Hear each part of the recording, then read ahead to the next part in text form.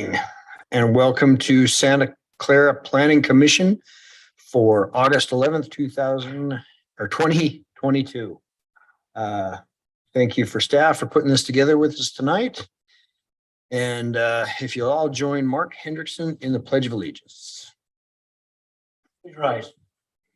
Pledge allegiance to the flag of the United States of America, to the republic for which it stands, one nation, under God, indivisible, with liberty and justice. Our dear kind Heavenly Father, we're thankful to gather here today as citizens in this wonderful community. We're thankful for the opportunity to serve, and we're thankful for this country and the freedoms it allows. We thank you for the moisture that we've received. We pray for more, and we pray that it'll stay within the confines and safety bounds that we have prescribed for it. We thank you, Father, for this great place we live, the good friends and neighbors we have close by. Bless us to be mindful this evening of the things we need to be in making decisions that relate to our community and our friends and neighbors close by.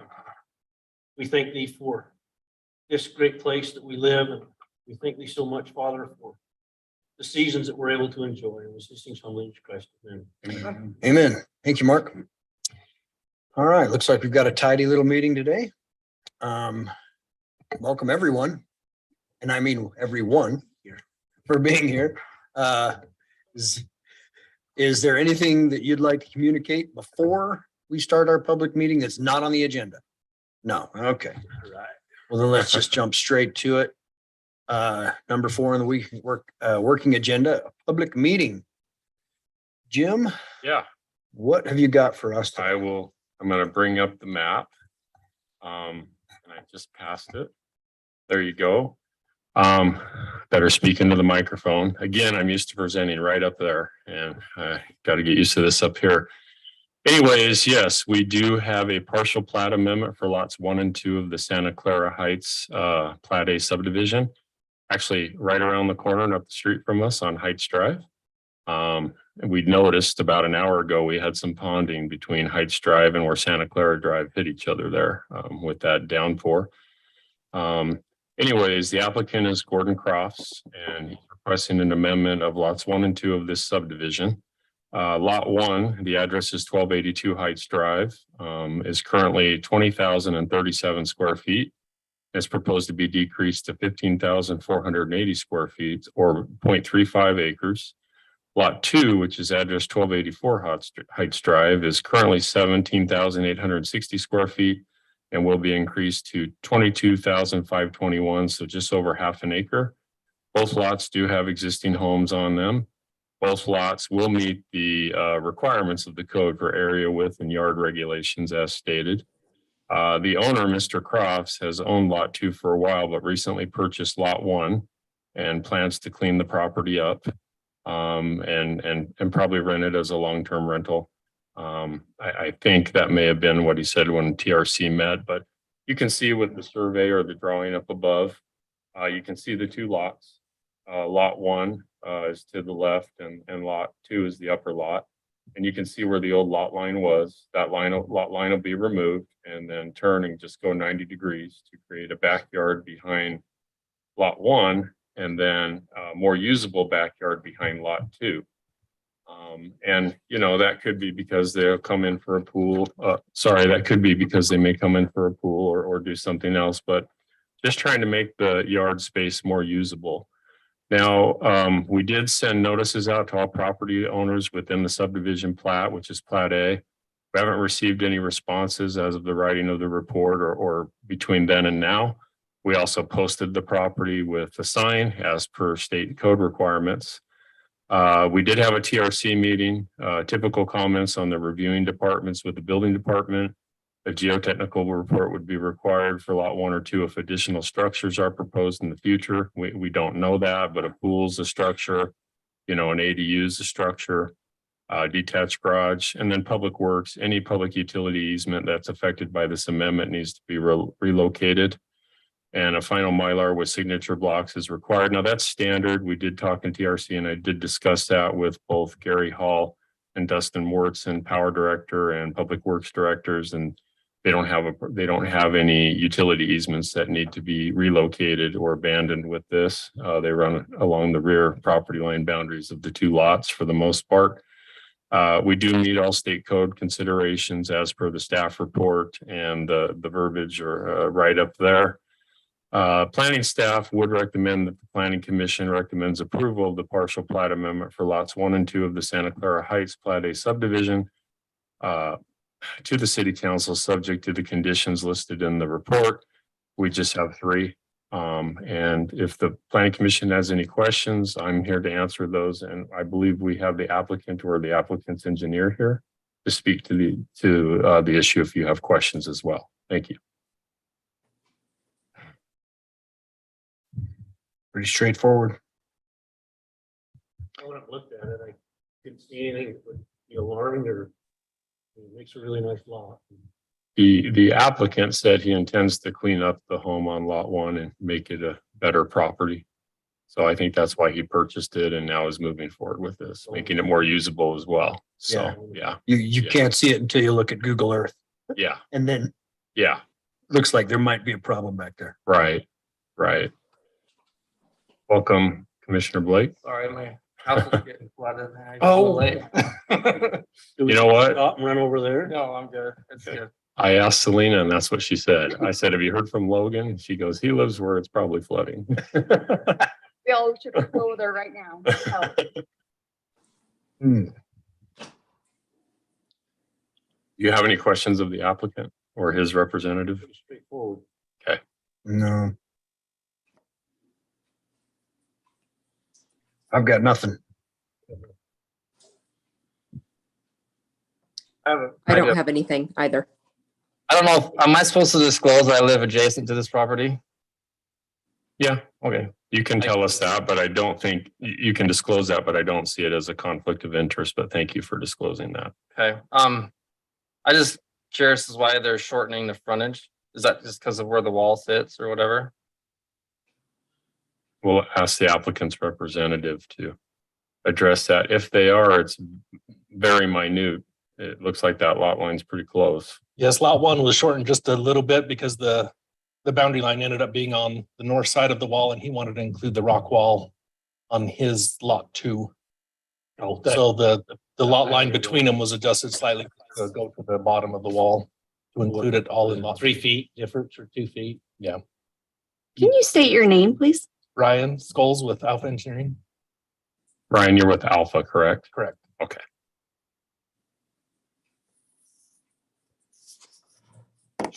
You know who he is. So I don't even think- Okay. It's not good. I didn't catch that. Since these are all below zone, it's like kind of not grandfather's not the right word, but like the frontage doesn't really Correct, apply because it was that way before. correct. The width of But the it. setbacks do, and those will comply, and the minimum lot size does, and that complies. But some of the old frontage requirements are different than they are nowadays. I don't have any more questions. Okay. With that, I guess we're okay to proceed. Well, so you need a motion. I'd love one. To open. I recommend that we. Actually, Selena was asking the question if we need to open it. We do not, it's a Public hearing. public meeting, actually. Okay. The question's been asked, but we don't have to open it up because it's a public meeting. Right. If it was a public hearing, we would have to open it up, but it's still set as a public meeting. It's your prerogative to open it up, but it's something we do not have to because state code, it's confusing, but there's a difference between public meeting and public hearing, but we Okay. do need to go to item 5A of general business to make a recommendation. Okay. Well, because it's a public meeting, and I can tell that I don't think there's anybody here to comment on that. Unless there's a comment online that I'm not aware of. We don't put them online anymore Okay, really? because we're open now. Okay, Well, and as of today, the CDC doesn't recommend you stand 6 feet away from anybody anymore either. So okay. Well, in that case, I don't think we need to open it up for public discussion. Any more than we've already had? In which case, let's move on to number 5. A, which would be recommendation. Okay. Now you're ready. Now I'm ready. I recommend the approval of partial plat amendment for lot 1 and 2 of the Santa Clara Heights Plat A subdivision to the city council. Subject to the following conditions: that the applicant be required to comply with the recommendations for all city reviewing departments, that the owner's dedication and acknowledgement be signed prior to final plat recordation, that the applicant be required to record the amended subdivision plat and provide an electronic copy. Excellent. I will Second, Okay. Kelly. I've got a first from Mark and I'm going to call it a second from Curtis because he just beat you, Shelley. All in favor? Aye. that's great. All right. Okay, great. And with that, we're on to the discussion items that we have in number 6. 3 different chapters that you've been working on. Yeah, and let me open this up a little bit so you can see it. Scoot this over. And I'm just going to do the hand. Do it. There we go. All right, so recently, as you know, we've had a few plan developments come through the city process in the last 6 to 12 months, PDRs. Right now, the city has 2 primary single-family zones, the R110, which is pretty common throughout the city, and the RA, which is a half-acre lot. The R110 is a quarter-acre lot. And our general plan, going through the general plan, there's been some discussion about maybe we should create some new zones or some different zones. So there's some flexibility or there's some options for people to design or develop to. And so the idea of an R16 would be an option allowing for development of medium density residential single family homes, which is discussed in the general plan. So just as an option, I want to reference that for the planning commission members. The land use of medium density residential or the designation states townhomes, multi-unit buildings, and small single family structures on small lots. Accessory dwelling units are encouraged. Talks about neighborhoods, you know, with tree-lined streets, the grid, interconnected pedestrian circulation and paths. So there's reference to it, and then it gives a density range of 3 to 12 units per acre. But you know, in our city, and that's something we need to look at when we go through the general plan again in the next few years. In our city, the maximum density is 12 units per acre. So here in Santa Clara City, high density residential is 12 units per acre. In a lot of areas that are more urban and downtown, that's a medium density residential. But here, 12 units is more high density residential.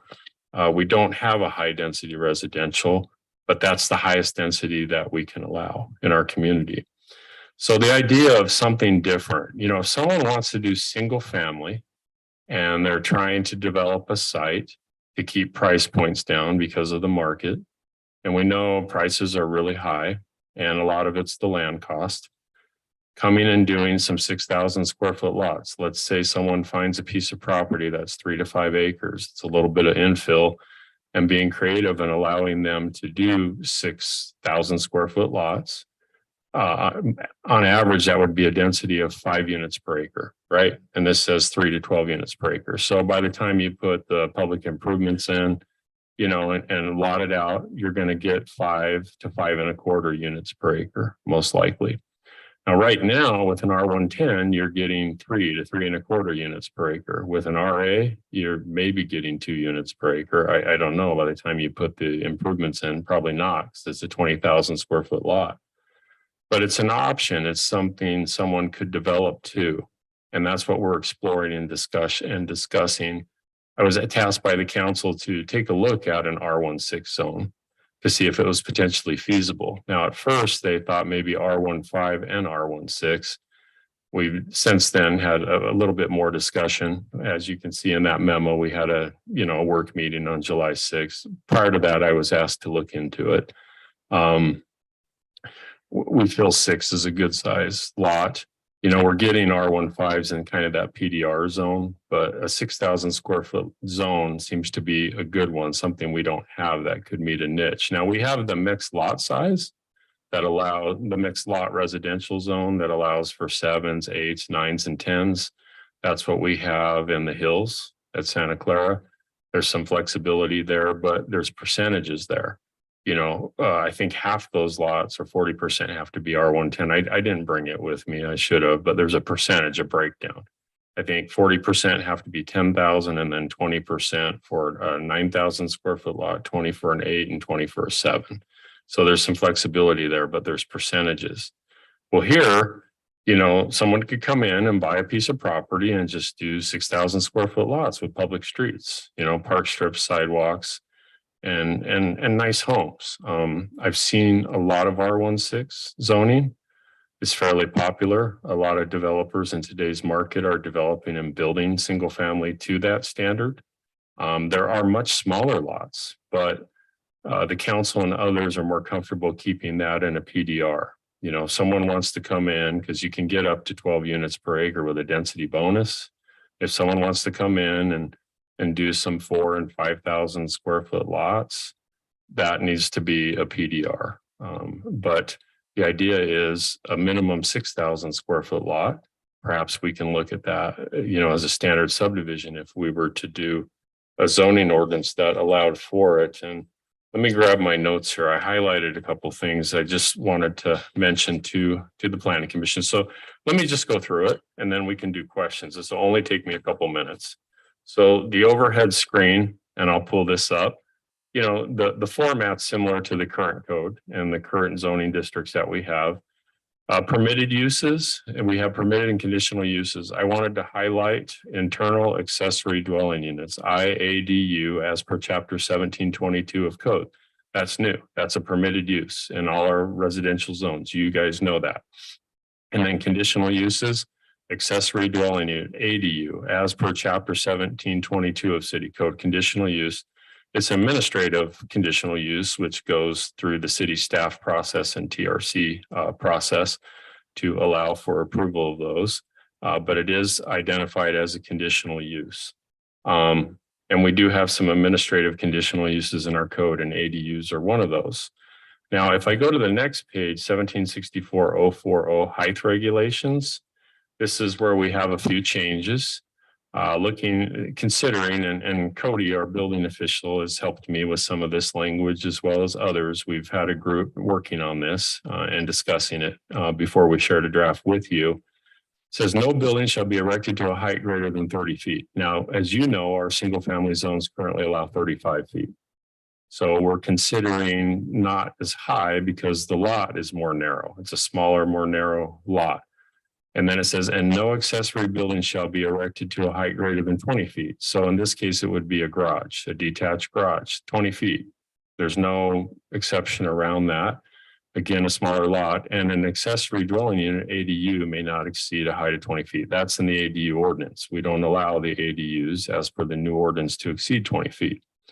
Then 1764-050 area width and setback regulations. You can see R16, the area is 6,000 square foot. The minimum lot width is 50. The minimum front yard setbacks 20 feet. The minimum side yard setbacks are 6 and 8, and a rear yard minimum of 10 feet, which is pretty common in a lot of our single family zones. But it allows some flexibility in that front setback area. 20 feet, with the public street system, we're going to require curb and gutter and a sidewalk, and there could be park strip depending on the situation. So that 20 feet is going to be measured from back or curb closest to the foundation of the home.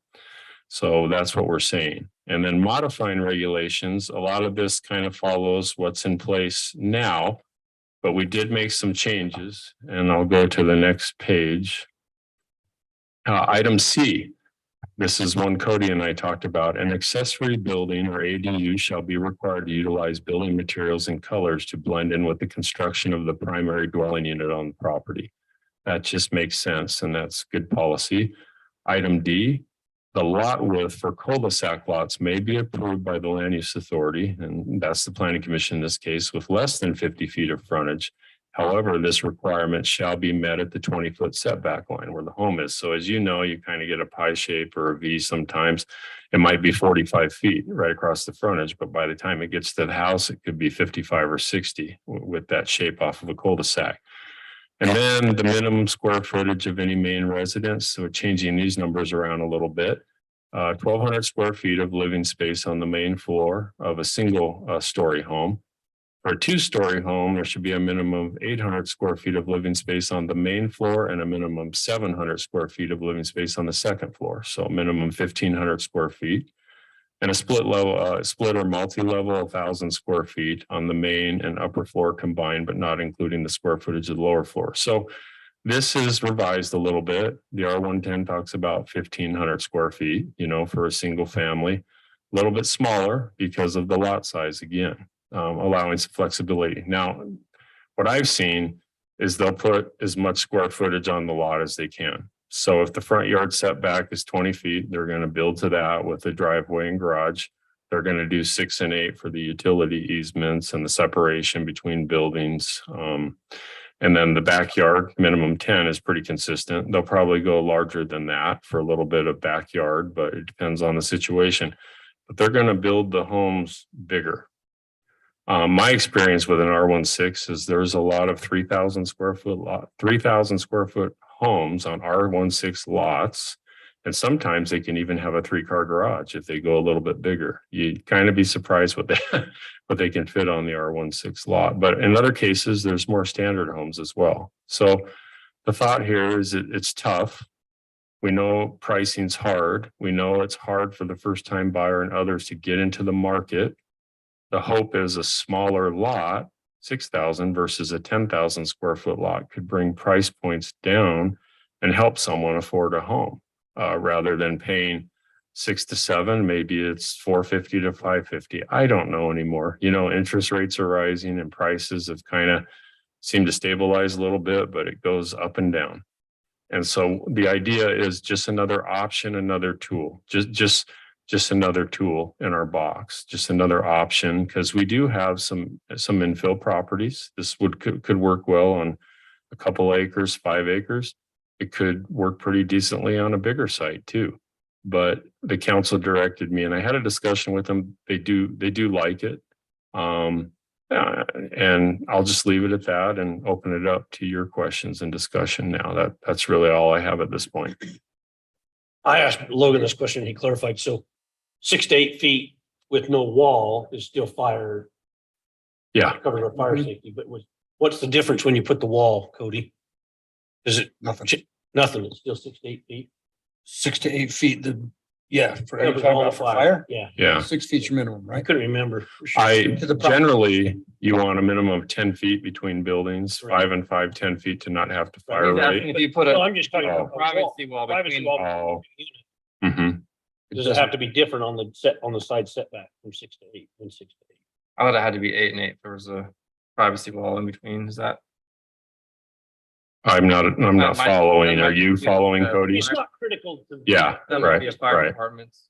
Yeah. Right. on that. Maybe I'm misunderstanding, but you'd put the privacy wall on property line, right? Then you Right. have the 6 or 8 Right. foot of side yard. What am I missing? No, that you just, my clarification is, if you put a wall, you're still can be 6 to 8 feet from to the side. You don't have to go to 8 to 10 if you put a wall. No, the distances between the structures. So it is between the structure. Correct. Okay. That's the clarification. And the reason we came up with these numbers is the subdivision across the street from the vacant property. It's a PDR, and I'm trying to remember the name of it, on the south side of Pioneer Parkway. The village on the heights, and Right. looking at it, that was Right. my question, is those are Right. really small lots. with They a are. lot of- How big are those lots? Do you know? They're 5,000 to 6,000 square feet. So it would be similar to, Yeah. that's what we're looking But at. some of those are smaller. Some of those are only 5. So if they want to do a 5, they'd have to do a PDR zone, but they could do 6s.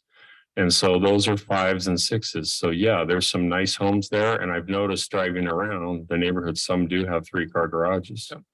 They do. So, and as you know, people want the ability to have a place they can afford and do other things and not just be tied down to their house. So it's an option. Before moving here, I've had a few homes, but I did live on a 6,000 square foot lot in a neighborhood and it was quite nice. I mean, I could mow an edge in 20 minutes and do other things. And it was a nice home. We had a craftsman style home. It was that neighborhood. Everybody liked their home and it sold for a nice price. So I could move down here, but that's just the market. But there are a lot of people living on 5,000 and 6,000 square foot lots. It's fairly common.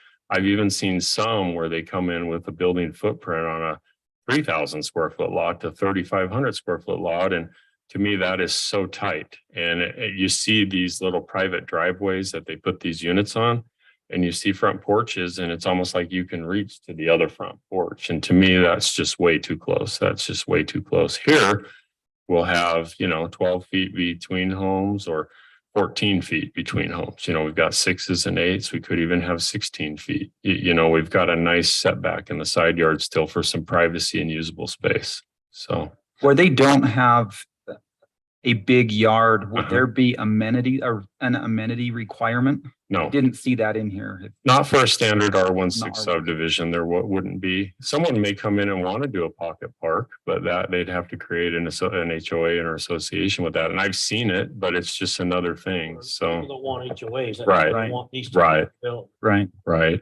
And, it's just an option and, another tool in that box is the thought. Something we don't currently have. We say you have to go PDR. And they're like, well, then we want to go smaller, smaller lots than that. Why don't we do 4s and 5s then? And so we've even had some people ask for 3s and they're very small. So, No.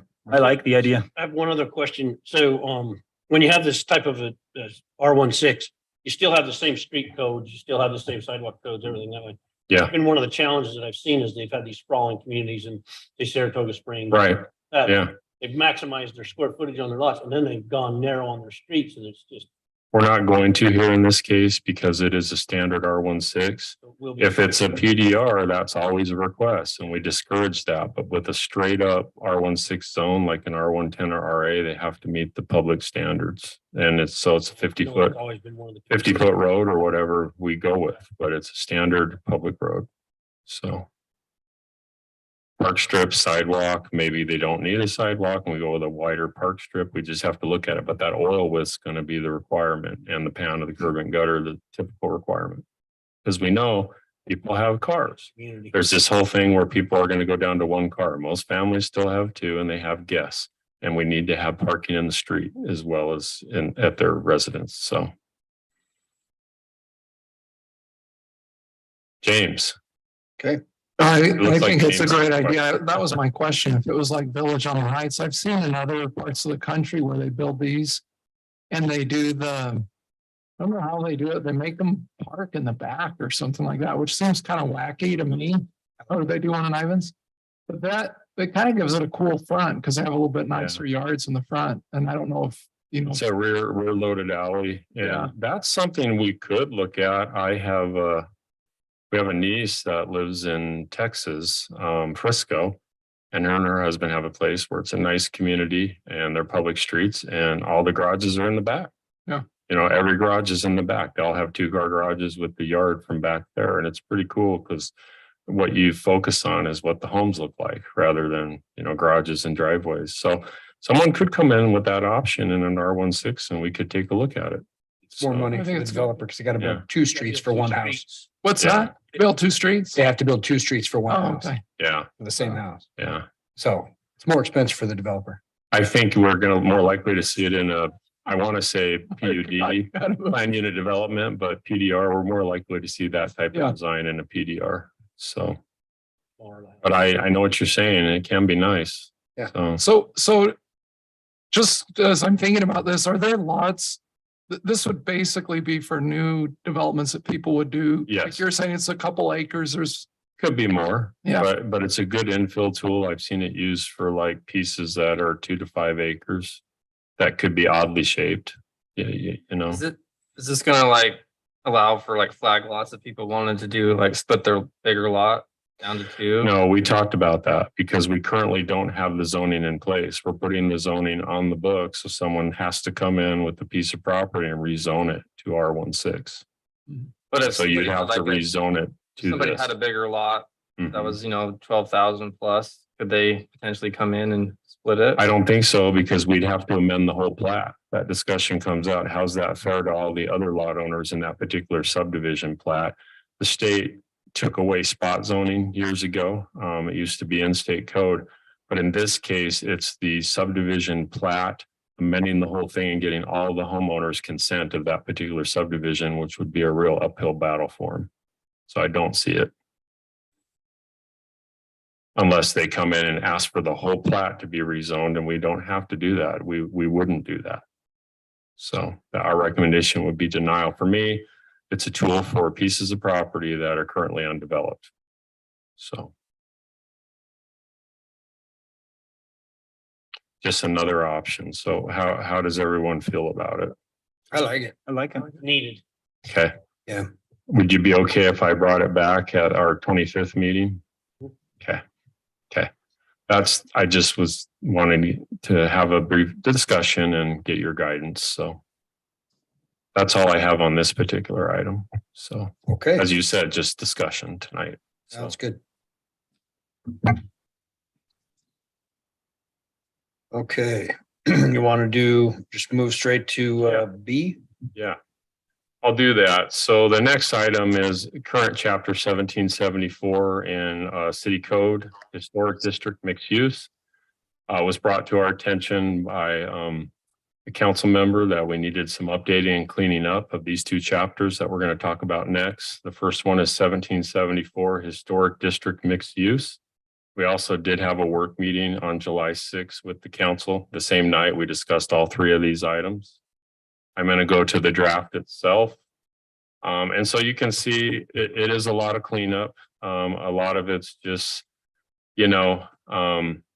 text and basic cleaning up of the chapter itself.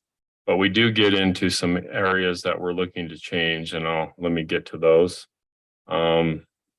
That were brought to our attention, and because of that, we're just cleaning it up. But I'm going to go to that and give me just a moment. Had a late night last night and a lot of things going on today, so I haven't had a chance to go over this today. But it is something we've talked about a bit. So here on this page, 1774-050, it makes reference to a zoning administrator, and we're changing that to planning manager. So that's just being current with our current, our structure. We don't have a zoning administrator, we have a planning manager. So we're proposing that change again, just to clean up. And we do have some others.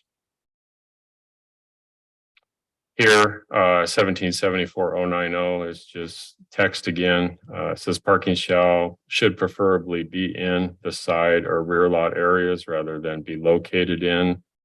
And then here, this is the primary reason that we're here. It is 1774-120 zone change procedure. So recently we've had a couple items come to the Planning Commission after they went to the Heritage Commission for a rezone. The most recent one is Stephen Hafen, right across the street. His property he rezoned, and now we have an antique business out of there, leasing it with Steve. The code right now requires that a rezone go to the Heritage Commission for kind of their blessing, and it's okay with us. But that's really not their task or what they're all about. They're looking at design, materials, colors, changes to historic structures, not for rezoning a property. And so we're proposing to change it to, instead of saying an application to the historic district mixed use zone shall be made the same manner as a zone change to any other city, except to any other zone in the city, except that the Heritage Commission shall be an initial review body.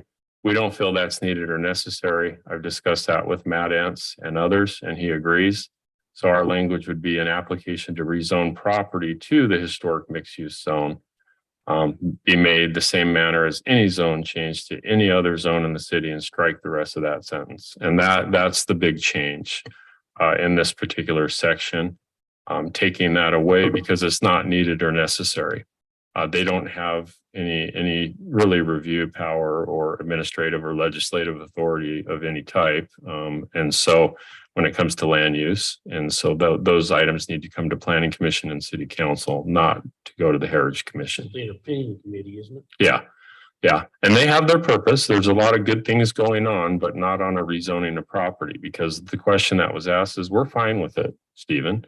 What are you doing to change the exterior of the building? That's what we want to know about. He's not at this time. You know, he wants to lease it for 3 to 5 years, and the city has first right of refusal when he's ready to sell. We wish he'd sell now, but he's decided not to sell. So that property could be expanded for Swiss days and other uses once we're able to obtain it. So we do have another change under 1774-130 site plan review. We talk about the boundary line of the property, including dimensions of the property lines, and we talk about a flash drive or electronic copy. It talks about, Technology. yeah, it talks about a disk. What's a like disc? a flop. Remember the floppy disk, MS-DOS? So that's what's currently in there right now. I'm old enough to where I took a class in that, and the very next year they said, strike that, that's no good anymore. So that was a waste of tuition.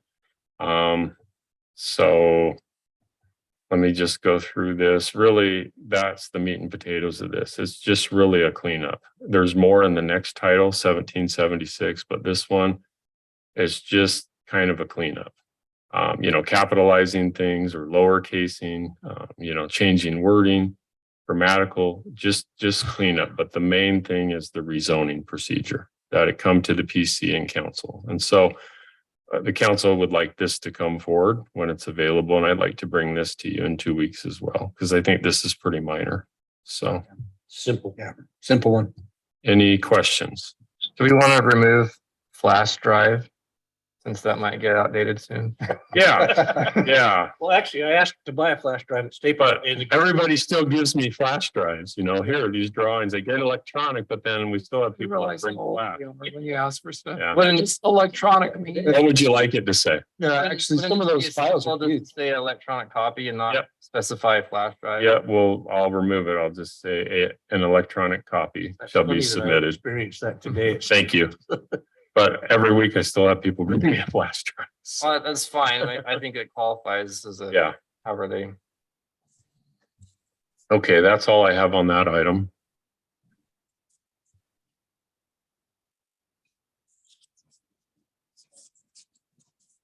Chair, would you like me to go to the next item? Yes, let's move on to the next. item. Okay. C, The next item is chapter 1776, Historic District Overlay Zone. It's the same type of thing. It's a cleanup and updating, which needs to be done here. And I'm going to bring the draft up itself. We have a bit more here. Definitions to me are confusing, the way it's currently written, and I want to be really clear.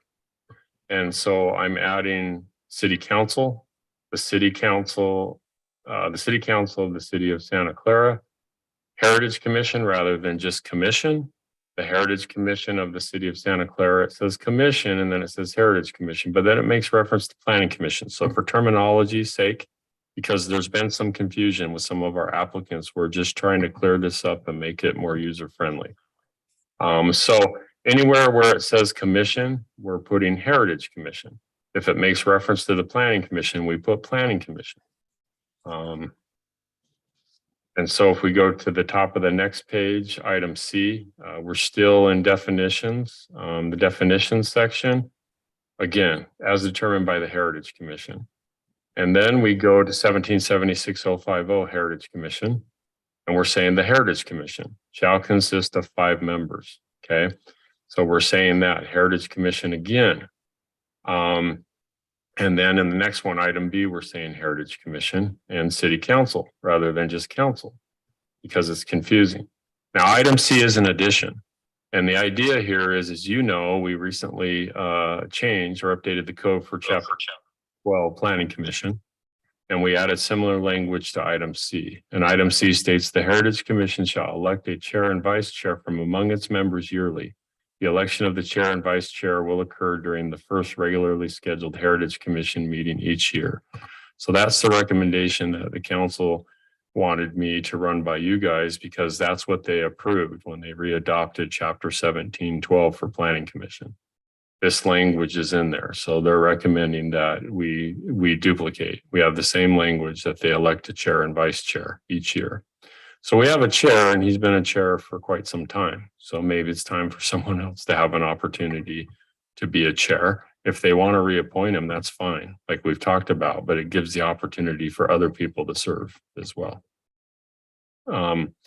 Again, so that's an addition. Item E, just saying heritage, the top of 1776-060, adding Heritage Commission duties rather than just commission duties.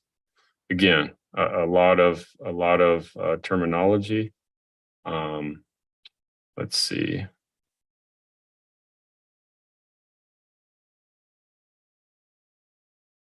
Again, just being consistent, Heritage Commission and City Council where needed, rather than just referring to council or commission, because it becomes confusing.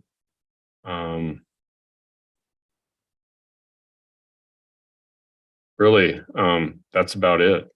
Again, it's just a cleanup, again, an update. But I think the key thing is putting some language in there, allowing them to elect chair and vice chair each year. The other title, making certain they're not reviewing rezonings. And just being clear and transparent and more understandable for our folks that apply. Because we're getting a few items. I mentioned that too at our last meeting last month. We just recently had a Heritage Commission meeting with a couple new items, and we're dealing with Mandy Gubler and her addition to the MERC. So we've got 3 or 4 active things that are in the works right now.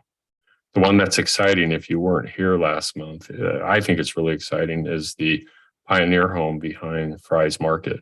They're going to renovate and build it back to what it was from 1885 when it was delivered on site. So that's really exciting. So if you're aware of what the shack looks like right now. Yeah. So, but that's all I have on this. Do you guys have any comments? Suggestions? Nope.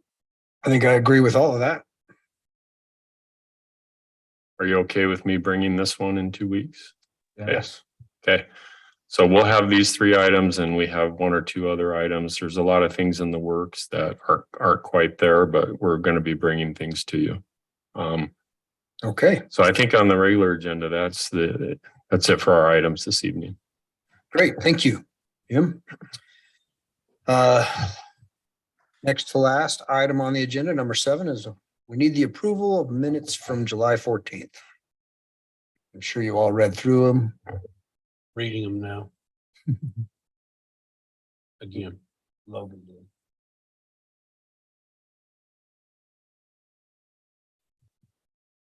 I'll motion to accept the minutes from last meeting that are presented today. Thank you. I'll second that motion. All right, I've got a first from Curtis and a second from Mark. All in favor? Aye. Aye. Aye. Before we adjourn, can I mention one thing? And I need to put it on the agenda. I Sure. need to add another item. I just want to talk about planning commission meetings the next couple months. So this month we have our second meeting in 2 weeks, which is August 25th. We have a regularly scheduled meeting for September 8th. September 22nd is a night that is on the calendar, but we're not going to have planning commission that night because it conflicts with Swiss days. And so right now we're just planning on 1 meeting in September unless something comes up to where we have to have a special meeting. I'm not anticipating that. We can work around it. Like I've talked about, it gives us that flexibility versus just 1 meeting a month. So I think we'll be good with the 1 meeting, but those are the 2 meetings we have for the remainder of this month and next month right now. And Okay. That's all I wanted to bring up. So 2 weeks from today and then September 8th, and no meeting on the 22nd of September. September. Yes. So we can all attend Swiss days. Okay, thanks, Jim. And with that, we will adjourn and close this meeting for the Santa Clara Planning Commission for August 11th, 2022 until September, August 20. August 24th, sorry, 25th. 25th. That's the date Thanks. I had to look. Thank you, everyone, for being Thank here you. tonight. Bye, Shelley. Bye-bye. Now that we've adjourned, Mark, we talked about your schedule the next few weeks, Oh, the next few meetings. So just, do you want to talk about that briefly or? Just to make sure, I got yeah. girls in soccer games every Thursday until October. Curtis, can you be here the next two meetings? The chair? That's the only You question. start So. football, don't you? Yeah, but I don't have it Thursday nights. We'll have JV games, He's but I varsity can, only. Oh, you're varsity. yeah, I can. He's B. He's got a son who's good. Guys, this is Katie. Hi, Katie. She just started in public. Hour. She's the- Oh, yeah, I talked to you the other day when I came to meet with Gary. That's right. So she's,